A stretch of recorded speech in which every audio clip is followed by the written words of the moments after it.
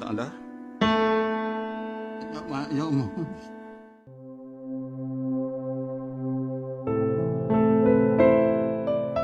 Ulama sekaligus dosen Fakultas Syariah University Sains Islam Malaysia atau USIM, Muhammad Soberi Awang meninggal dunia saat menyampaikan kuliah subuh di Surau Al-Ittihadiyah Seksyen 9 Shah Alam Selangor pada Minggu 30 Juli 2023. Peristiwa terjadi pada pukul 7:45 pagi ketika Ustadz Muhammad Soberi yang berumur 59 tahun sedang menyampaikan kuliah subuh.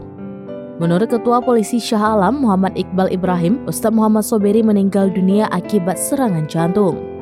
Ustadz Muhammad Soberi sempat dibawa ke rumah sakit untuk menjalani perawatan, namun nyawanya tak terselamatkan.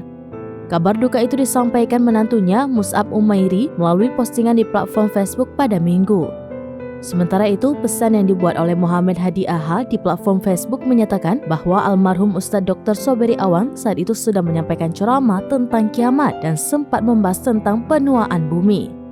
Sang Ustadz mengingatkan terkait perjalanan umat manusia yang masih panjang untuk menuju padang mahsyar. Sang menantu juga menjelaskan jika almarhum sempat meminta maaf selain menyatakan sudah 5 hari menderita sakit dada.